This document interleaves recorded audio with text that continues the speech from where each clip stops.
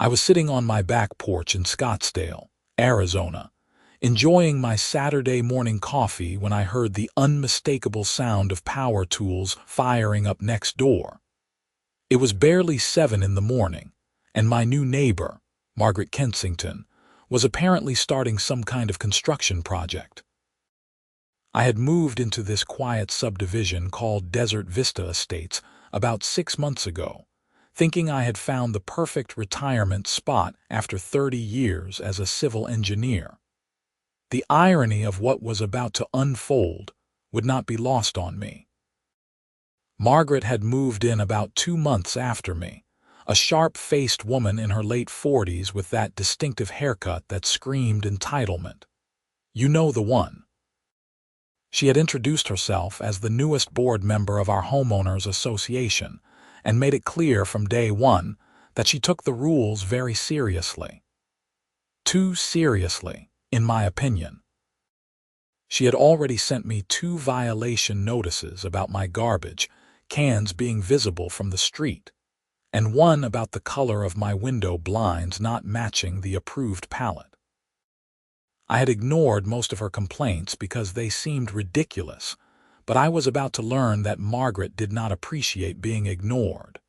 The construction noise continued for weeks. Every morning at 7 sharp, the saws and drills would start up. I finally walked over one Saturday to see what she was building. A massive deck was taking shape in her backyard, an elaborate 2-tier structure with built-in seating and what looked like preparations for an outdoor kitchen. It was impressive, I had to admit, but something about it seemed off. The deck extended quite far back into the yard, and I could not shake the feeling that it was closer to my property than it should be. "Morning, Margaret," I called out as she directed 2 workers where to place a railing section. She turned to me with that tight smile that never reached her eyes. "Good morning, Frank. Admiring my new deck. It is pretty elaborate," I said, trying to keep my tone friendly. "Did you get all the permits sorted out with the HOA?" Her smile grew even tighter. "Of course. I am on the board, Frank. I know the rules better than anyone. Every permit, every approval, all properly filed and documented." "Right, of course." I paused, choosing my words carefully. "I was just wondering if you had the property lines surveyed before you started. That deck looks like it might be getting pretty close to my side." Margaret's expression shifted to something between amusement and condescension. "I have lived in HOA communities for 20 years, Frank. I know exactly where my property ends and yours begins. Perhaps you should worry less about my project and more about getting your front yard reseeded. The grass is looking patchy, and that is a violation of Section 4.2 of our community guidelines." I walked back to my house feeling irritated but not yet alarmed. Maybe I was wrong. Maybe the angle from my porch was just making it look closer than it was. I decided to let it go for the moment and focus on my own business. The deck construction finished about 3 weeks later, and I had to admit it looked professionally done. Margaret threw a party to celebrate, inviting what seemed like half the neighborhood. I was not invited, which did not surprise me. I watched from my kitchen window as people admired her handiwork, raising glasses of wine and laughing. The deck really was beautiful, with elegant lighting and comfortable furniture. But that nagging feeling would not go away. A few days after the party, I was working in my backyard, planting some desert roses along the fence line, when I noticed something that made my stomach drop. One of the deck support posts was definitely on my side of the property markers. I had small decorative stones placed along what I believed was the property line, and the post was a good foot past them into my yard. I stood up, wiping dirt from my hands, and walked along the fence to get a better look. The more I examined it, the more certain I became. This was not just close to the line. This was over it. I spent the evening digging through my property documents, finding the survey that had been done when I purchased the house. According to the survey, the property line ran in a straight path from the front corner stake to the back corner stake, marked by iron pins driven into the ground. The next morning, I went out with a tape measure and started checking distances. My measurements confirmed my suspicions. Margaret's deck was not just inches over the line. It was a good 3 feet onto my property at its furthest point. I knocked on Margaret's door that afternoon, survey documents in hand. She answered wearing gardening gloves, a frown already forming when she saw it was me. "Margaret, we need to talk about your deck," I said, keeping my voice level. "What about it?" She did not invite me in. "I have been checking my property survey, and I think there might be an issue with where you built it. Can I show you something?" She sighed heavily, as if I was the most tiresome person on earth, but followed me into her backyard. I showed her my survey, pointed out the property markers, and explained my measurements. To my complete lack of surprise, she dismissed everything immediately. "That survey is outdated," she said. "Property lines shift over time with ground settling. I had my contractor verify everything before we started. The deck is completely within my property boundaries." "Margaret, property lines do not just shift like that. The iron pins are permanent markers." "Can you show me the survey your contractor used?" "I do not have to show you anything, Frank. I am on the HOA board. I approved my own permits. Everything was done correctly and legally. Now, if you will excuse me, I have things to do." She walked back into her house, leaving me standing in her yard with my documents. I could feel my blood pressure rising, but I forced myself to stay calm. This was not over, not by a long shot. The next day, I contacted a licensed surveyor named David Martinez from a reputable firm in Phoenix. I explained the situation, and he agreed to come out within the week. When he arrived, he spent 3 hours taking measurements, using GPS equipment, finding the original iron pins, and documenting everything with photographs. When he finally packed up his equipment, his expression told me everything I needed to know. "Mr. Zander," he said, pulling up his notes on a tablet, "your neighbor's deck is encroaching on your property. At the closest point, it is about 18 inches over the line. At the furthest point, near the back corner, it extends 3 feet and 2 inches onto your land." I felt a mix of vindication and dread. "You are absolutely certain?" "Completely certain. The original survey was accurate, and the iron pins confirm it. I will have a full written report with diagrams ready for you in 2 business days. If you need me to testify or provide expert witness testimony, I am available." I thanked him and paid his fee, which was not cheap, but worth every penny. When the official survey report arrived, complete with color-coded diagrams and detailed measurements, I made 3 copies. One for me, one for Margaret, and one for the HOA board. I hand-delivered Margaret's copy on a Tuesday evening. She answered the door in workout clothes, clearly annoyed at the interruption. "I had a licensed surveyor come out," I said, handing her the envelope. "Your deck is 3 feet over the property line at the back corner. You are going to need to remove the portion that is on my land." Margaret did not even open the envelope. "I told you, Frank, my contractor verified everything. I am not removing anything based on some survey you paid for. For all I know, you hired someone to lie for you. David Martinez is a licensed professional surveyor. He does not lie. His reputation depends on accuracy. You can contest his findings by hiring your own surveyor, but I am telling you right now, the deck needs to come down." "No," she said it flatly, without hesitation. "I spent $30,000 on that deck. It is staying exactly where it is. And I suggest you drop this before it becomes a problem for you. I have friends on the board, Frank. I can make your life very difficult in this community." "Is that a threat?" "It is a fact. Good evening." She closed the door in my face. I stood there for a moment, taking deep breaths, reminding myself that losing my temper would not help anything. I went home and immediately sent the third copy of the survey to the HOA board with a formal complaint letter. I documented everything in an email as well, creating a paper trail. The HOA response came a week later. It was a form letter signed by the board president, a man named Gerald Winters, stating that they had received my complaint and would investigate. I heard nothing else for 2 more weeks. When I called Gerald directly, he was apologetic but vague. "Frank, this is a complicated situation. Margaret is claiming her contractor verified the property lines. We need to review both surveys and make a determination." "Her contractor is not a licensed surveyor," I said. "My surveyor is. His findings should carry more weight." "I understand your frustration, but we have to follow proper procedures.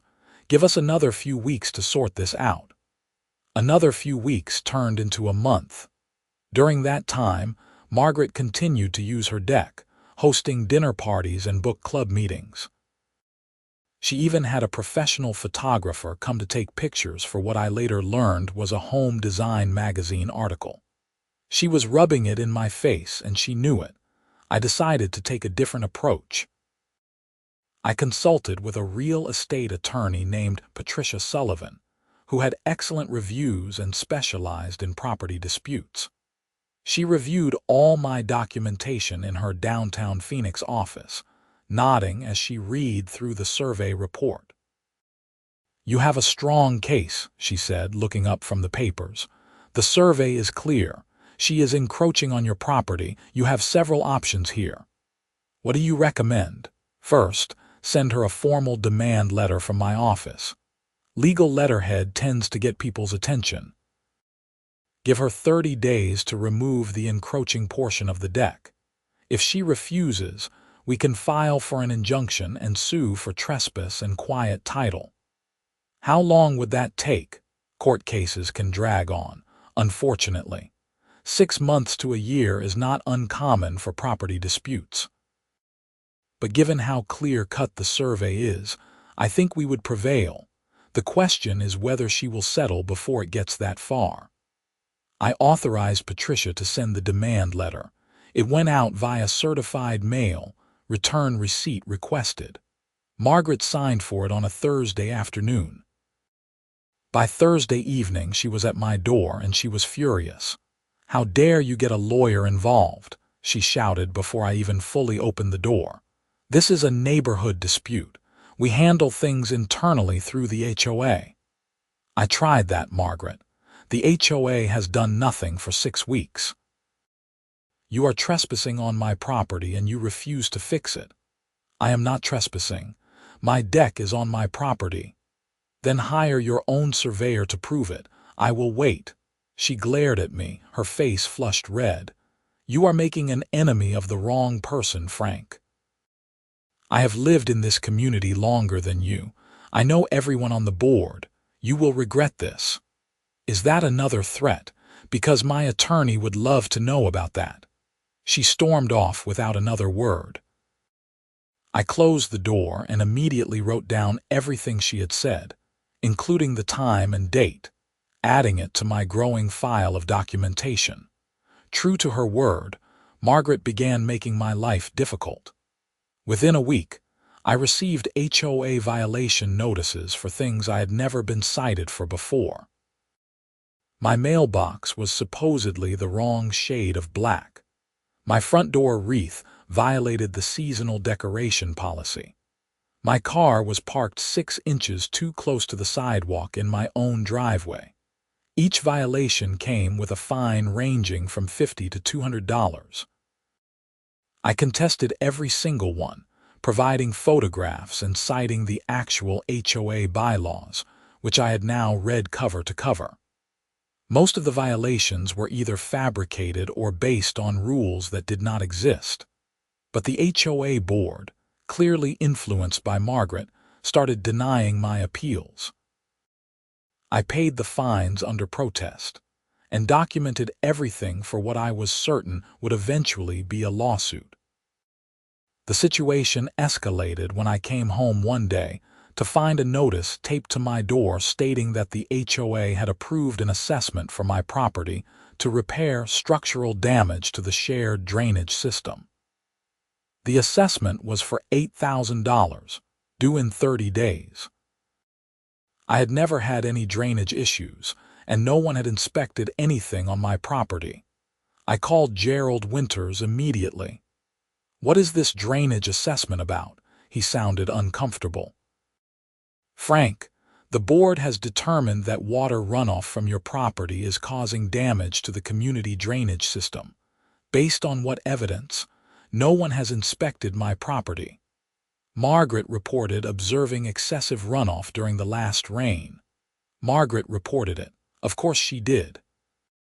"Gerald, this is retaliation because I am making her remove her deck from my property." "You know that, right?" Silence on the other end. Then, quietly, "I am just following board procedures, Frank." I hung up and called Patricia Sullivan. She was not surprised. "This is classic HOA harassment. They are trying to force you to drop the property line issue by burying you in fines and assessments. We can fight all of this, but I am going to recommend we accelerate the lawsuit. File for the injunction now and add counts for harassment and abuse of power." I gave her the go-ahead. The lawsuit was filed the following week in Maricopa County Superior Court. Margaret and the HOA board were named as defendants. We sued for removal of the encroaching structure, damages, legal fees, and an injunction against further harassment.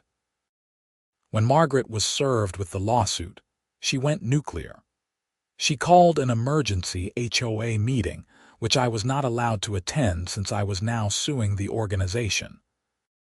According to my neighbor, Tom, who lived 3 houses down and was one of the few people still friendly with me, Margaret told the entire assembled community that I was a troublemaker who was trying to destroy property values and disrupt neighborhood harmony. "She made it sound like you were the villain," Tom told me over beers on his patio. "Said you were using a fake survey to try to steal her property. A lot of people believed her, Frank. You should know that." "Did anyone ask to see the actual survey?" "No, people just took her word for it." "She is on the board, you know. People trust her." I felt isolated and angry, but I reminded myself that the truth would come out eventually. The court system might be slow, but it was thorough. The preliminary hearing was set for 6 weeks out. In the meantime, Patricia filed a motion for a temporary restraining order to stop the HOA from issuing any more fines or assessments against me, pending the outcome of the case. The judge granted it, which gave me some breathing room. Margaret responded by hiring her own attorney, a bulldog named Richard Stokes, who had a reputation for being aggressive and expensive. He immediately filed a countersuit claiming that I was harassing Margaret, that my allegations were false and defamatory, and that I was causing her emotional distress. The countersuit demanded $50,000 in damages. "It is an intimidation tactic," Patricia assured me. "Completely baseless, but designed to scare you into backing down. Are you still willing to see this through?" "Absolutely," I said. I had already invested thousands in legal fees, but this was about principle now. I was not going to let Margaret get away with stealing my property and then playing the victim. Discovery began, which meant both sides had to exchange evidence and documents. Margaret's attorney finally had to produce the survey her contractor supposedly used. When it arrived, Patricia called me immediately. "Frank, you are not going to believe this. The survey she provided is not actually a survey. It is a sketch drawn by the contractor estimating where he thought the property lines were. It is not certified, not measured with professional equipment, not worth the paper it is printed on. So she never had a real survey done, correct? She relied on her contractor's guess, which was obviously wrong. This strengthens our case considerably." As part of discovery, both sides also had to provide depositions. I gave mine first, answering questions from Richard Stokes for 3 hours. He tried to make me seem petty and vindictive, asking questions about every interaction I had ever had with Margaret, every HOA violation I had received, every conversation we had shared. Patricia had prepared me well, and I stuck to the facts, staying calm and consistent. Margaret's deposition was a different story. Patricia tore into her, and I got to listen to the recording afterward. Margaret was defensive and contradictory, at one point claiming she had verified the property lines herself, then later saying she had relied on the contractor, then trying to argue that the property lines were unclear and disputed. When Patricia showed her the official survey I had commissioned, Margaret claimed it must be fraudulent. "So you are accusing Mr. Martinez, a licensed surveyor with 20 years of experience and 0 complaints on his record, of fraud?" Patricia asked. "I am saying mistakes happen," Margaret snapped on the recording. "Did you hire your own licensed surveyor to verify the property lines? I did not see the need. Even after Mr. Zander provided you with a professional survey showing your deck was on his property. I did not believe his survey. But you did not get your own to prove him wrong." Silence on the recording. Then, "No. That deposition was damning. Even Richard Stokes must have known his client was in trouble because shortly after we received a settlement offer. Margaret would remove 1 foot of the deck, I would drop the lawsuit, and we would both pay our own legal fees.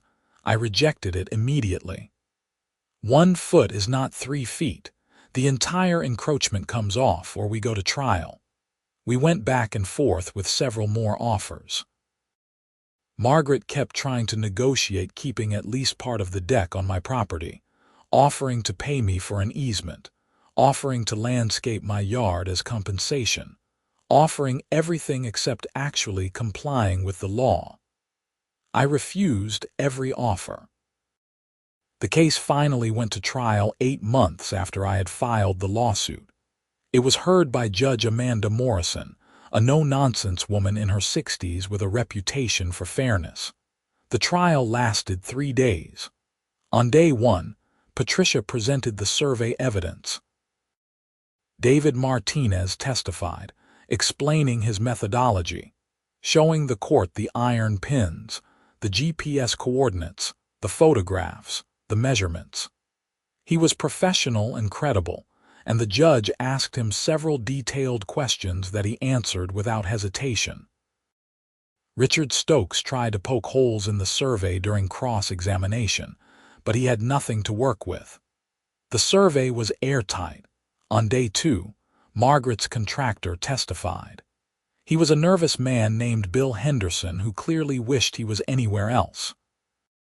Under questioning, he admitted he was not a licensed surveyor, had never claimed to be, and had only made rough estimates of the property lines based on where he thought the fence was. "Did you locate the iron pins marking the property corners?" Patricia asked him. "No, madam." "I did not look for them." "Did you use any measuring equipment beyond a tape measure?" "No, madam." "So your estimate of the property lines was essentially a guess." He shifted uncomfortably. "I mean an educated guess based on experience, but a guess nonetheless." "Yes, madam." That testimony destroyed what little credibility Margaret's side had. Even Richard Stokes looked frustrated with his own witness. On day 3, Margaret herself took the stand. Patricia walked her through everything: the construction, the permits, the complaints I had made, her refusal to acknowledge the survey, the HOA violations she had issued against me. With each answer, Margaret came across as more arrogant and unreasonable.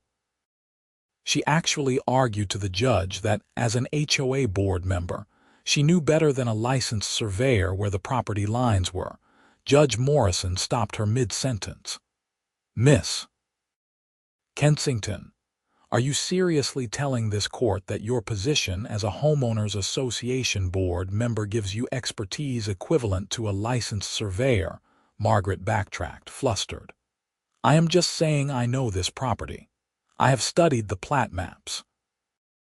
Have you located the iron pins? Well, no, but have you used professional surveying equipment? No, Your Honor. Then on what basis are you disputing Mr. Martinez's survey? Margaret had no good answer. She stammered something about trusting her contractor and believing the survey must be wrong, but it was clear she had lost the judge. Closing arguments were brief. Patricia laid out the facts. The survey clearly showed encroachment. Margaret had no credible evidence to dispute it, and under Arizona property law, I had the right to have the encroachment removed. Richard Stokes argued that Margaret had built the deck in good faith, that removing it would be financially devastating, and that the court should consider alternative remedies like a forced easement. Judge Morrison took less than an hour to make her decision. She ruled in my favor on every count.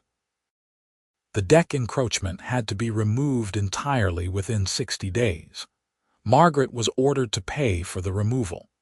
The harassment claims were also upheld, and the judge ordered the HOA to rescind all the bogus fines and assessments they had issued against me. Finally, and most satisfyingly, Margaret was ordered to pay my legal fees, which by that point totaled over $40,000. Margaret's face went white as the judge read the ruling. She tried to argue, but Judge Morrison cut her off. Miss Kensington, you built a structure on property that was not yours. When presented with clear evidence of this, you refused to rectify the situation and instead engaged in a campaign of harassment against Mr. Zander. This court will not reward that behavior. You have 60 days to comply with this order, or I will hold you in contempt. We are adjourned. Walking out of that courtroom felt like the weight of the world lifting off my shoulders. Patricia shook my hand. Congratulations, Frank. Complete victory. But the victory was not quite complete yet. Margaret had 60 days to remove the encroaching portion of the deck, and I knew from experience that she would not go down without a fight. For the first 2 weeks after the judgment, nothing happened. Margaret did not contact me, did not hire any contractors, did not do anything to comply. On day 15, I had Patricia file a motion informing the court that Margaret was not complying with the order. The court scheduled a compliance hearing. At the hearing, Margaret's attorney argued that she needed more time to find a contractor who could do the work without destroying the entire deck. Judge Morrison was unimpressed. Miss Kensington, you have had 60 days to handle this. That is more than enough time. I am extending the deadline by 2 additional weeks only. If the encroachment is not removed by then, I will hold you in contempt and assess daily fines of $500 until you comply. That finally got through to Margaret. Within 3 days, a contractor crew showed up and began the demolition work. I watched from my porch as they carefully measured where my property line was, marked it with spray paint, and began cutting away the back section of Margaret's beautiful deck. It was not a pretty process. Because the deck was an integrated structure, removing 3 feet from the back meant cutting through support beams, railings, and decking boards. When they were finished, the deck looked amputated, with raw cut edges and missing sections.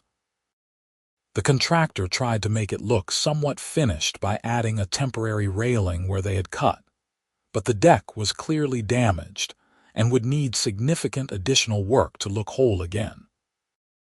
Margaret stood in her yard watching the entire process, and I swear I could feel the rage radiating from her. When the work was finally done and the contractor packed up their equipment, she turned and stared directly at me where I sat on my porch. The look she gave me could have melted steel. I just raised my coffee cup in a small salute. She turned and went inside, slamming her door hard enough that I heard it from my house. The saga was not quite over yet. Margaret still owed me $40,000 in legal fees per the court order. When she did not pay within the required 30 days, Patricia filed a motion to place a lien on her property.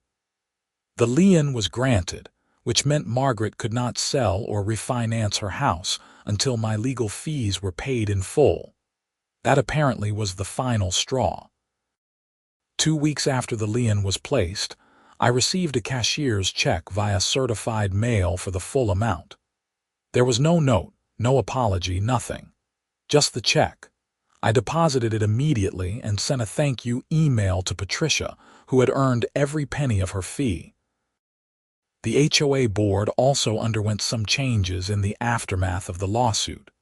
Gerald Winters resigned as president, citing personal reasons.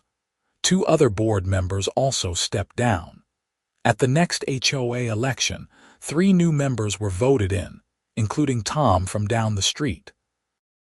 One of their first actions was to formally repeal all the bogus violations that had been issued against me, and to issue a written apology on behalf of the association.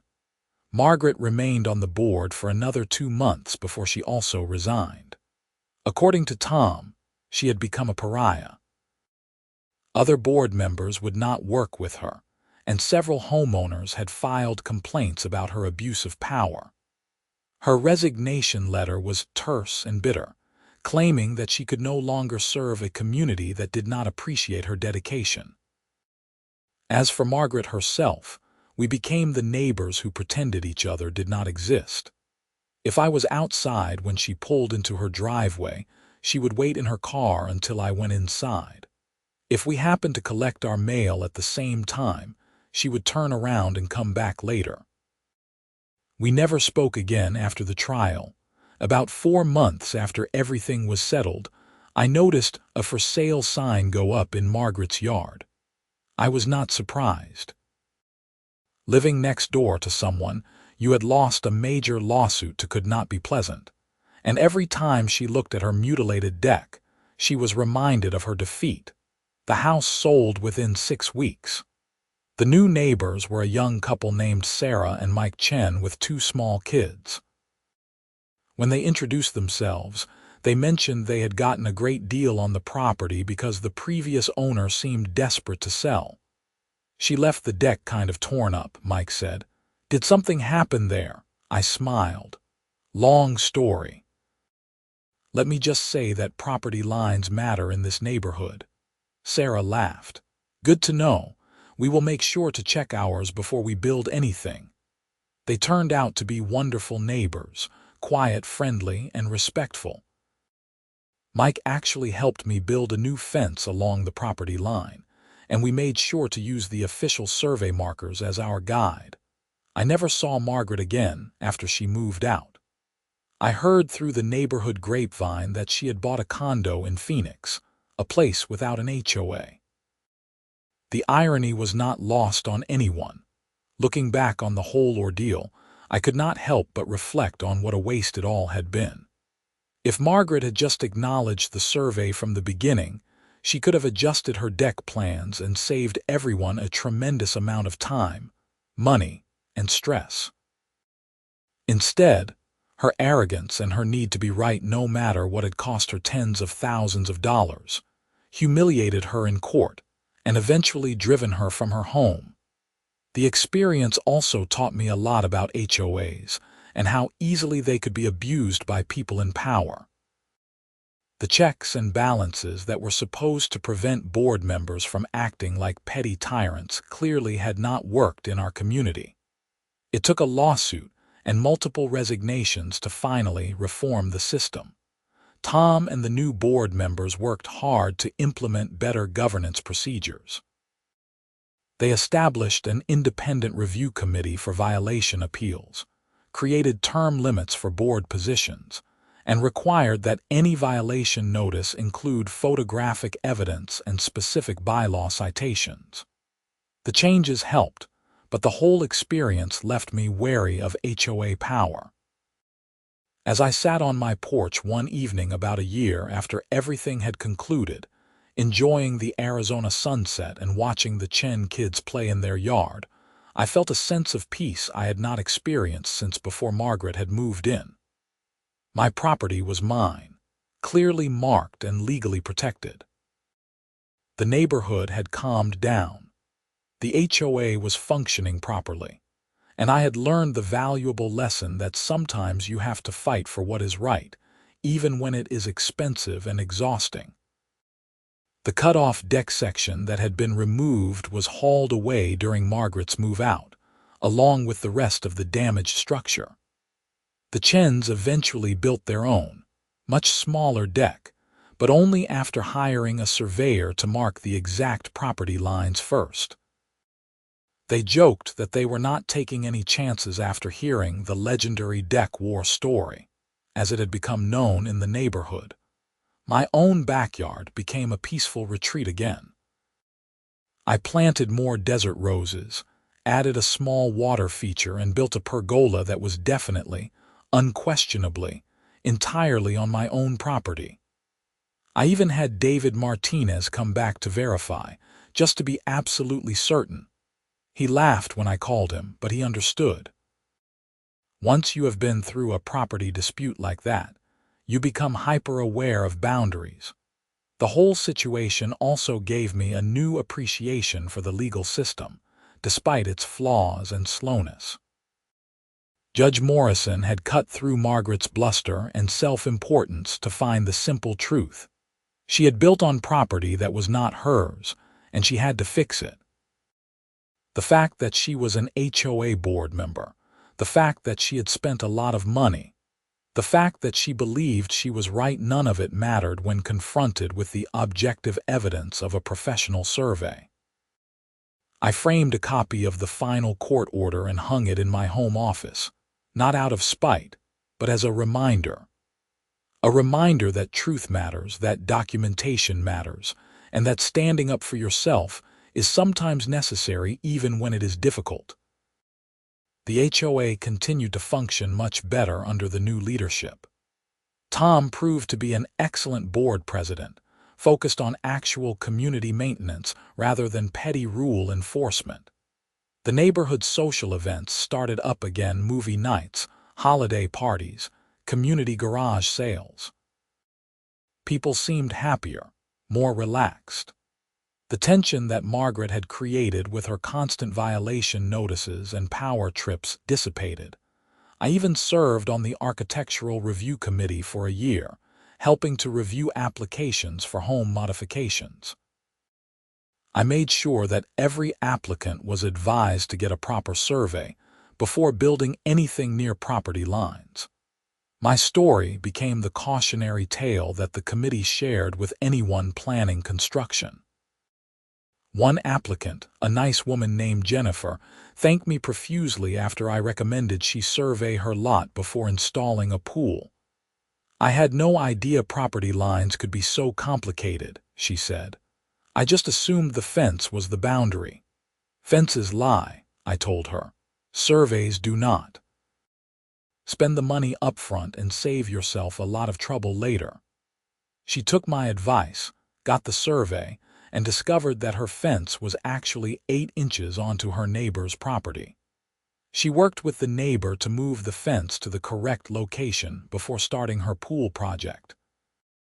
The whole thing was resolved amicably in a few weeks, exactly as it should be. Meanwhile, I heard occasional updates about Margaret through mutual acquaintances. She apparently hated condo living and complained constantly about not having a yard. She had joined the condo board within months of moving in, which surprised no one. According to someone who knew someone who lived in her building, she was already at odds with the other board members over policy disputes. Some people never learn. As for me, I settled into a comfortable routine in Desert Vista Estates. I made good friends with several neighbors, including Tom and the Chens. I dated a woman named Linda for a while, a retired teacher who thought my deck war story was hilarious. We did not end up working out long-term, but we remained friends. I also started consulting part-time again, using my engineering background to help small construction companies with project planning. It kept me busy without being overwhelming, and it gave me a sense of purpose. One of my clients actually asked me to review property surveys for a development project, and I was able to spot several potential boundary issues before construction started. My reputation as the guy who knows property lines became something of a calling card. The Desert Vista Estates community continued to thrive. Property values increased, new families moved in, and the neighborhood maintained its reputation as a quiet, well-kept subdivision. The HOA newsletter even ran a feature on proper property line identification, using my case as an anonymous example of why surveys matter. I appreciated that they kept my name out of it, even though pretty much everyone in the neighborhood knew the story anyway. 3 years after the lawsuit concluded, I was working in my front yard when a car pulled up and a woman stepped out. It took me a moment to recognize her without the permanent scowl, but it was Margaret. She looked older, more tired, but also somehow less angry than I remembered. "Frank," she said, walking up my driveway, "do you have a minute?" I set down my pruning shears, genuinely surprised. "Margaret, sure, what can I do for you?" She looked uncomfortable, shifting her weight from foot to foot. I wanted to apologize for everything. The deck, the violations, the lawsuit, all of it. I was wrong, and I made your life hell for almost a year. I did not know what to say. This was the last thing I had expected, she continued. I have been doing some therapy, working on my control issues. My therapist helped me see that I use HOA rules and authority to feel powerful, because I felt powerless in other areas of my life. It does not excuse what I did to you, but it explains it. And I wanted you to know that I am sorry, truly sorry. I studied her face, looking for any sign of insincerity or manipulation, but I did not see any. She just looked like a tired, middle-aged woman trying to make amends. "I appreciate you saying that," I said finally. "It took a lot of courage to come here. It was the right thing to do. I cost you a lot of money and stress. The apology does not fix that, but I hope it means something." "It does," I said, and I meant it. "Thank you." She nodded, looking relieved. "I heard the new neighbors are nice, that you all get along well. They are great. The neighborhood is in a good place now." "Good. That is good." She paused, then added, "I sold the condo. I am actually moving to Flagstaff, getting out of the HOA game entirely, buying a little house with no shared walls and no board meetings." I smiled. "That sounds like a good move for you." "Yeah. Well, I should go. I just wanted to say my piece." "Take care, Frank. You too, Margaret." I watched her drive away, feeling a strange sense of closure. I had won the legal battle, but her apology somehow felt more meaningful than the court judgment. It was an acknowledgement that she had been wrong from her own mouth, without any judge forcing her to say it. That evening I told Tom about the encounter over a beer. "Wow," he said. "I never would have expected that." "Think she meant it?" "I think so," I said. "People can change." Maybe losing that lawsuit was the wake-up call she needed. Maybe. Still, what a journey, right? From 7 a.m. construction noise to a years-long legal battle to an apology on your driveway. Life is weird sometimes. "Speaking of weird," Tom said, "did you hear about the Hendersons on Maple Street? They are trying to put in a basketball hoop, and the HOA is saying it violates the sight line provisions." I groaned. "Please tell me they got the placement surveyed first." Tom laughed. "After your saga. Everyone in this neighborhood surveys everything now. I think you have permanently traumatized the entire community about property lines." "Good. That was the goal. We clinked beer bottles, and I felt genuinely content. The whole ordeal with Margaret had been exhausting, expensive, and infuriating, but it had also taught me important lessons about standing up for myself, the importance of documentation, and the power of persistence. More importantly, it had shown the entire neighborhood that HOA board members were not untouchable, that their decisions could be challenged, and that homeowners had rights worth fighting for. Several people had told me over the years that my lawsuit had inspired them to push back against questionable HOA decisions, leading to a more balanced and fair community overall. The deck that had caused so much trouble was long gone now, hauled away as scrap lumber. But its impact lingered in positive ways: better HOA governance, more aware homeowners, and a community that understood the importance of following the rules, even when you were the one making them. As I finished my beer and watched the sun set over the Arizona desert, I reflected on how much had changed since that morning 3 years ago when I first heard those power tools fire up. I had moved to Desert Vista Estates looking for peace and quiet in retirement. Instead, I had found conflict, legal battles, and eventually, justice. But I had also found good neighbors, a sense of community, and the satisfaction of knowing I had fought for what was right and won. The property line dispute had defined a significant chapter of my life, but it had not ruined it. If anything, it had made me stronger, more confident, and more engaged with my community. And every time I walked into my backyard and saw my property line clearly marked, with my pergola safely on my side of it, I smiled. Because 3 feet might not seem like much, but in property terms it meant everything. It meant boundaries were respected, laws were upheld, and arrogance had limits.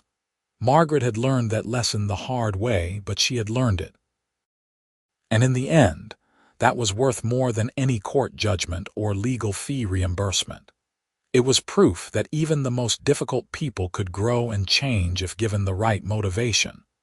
The neighborhood settled into peaceful evening quiet as I headed inside.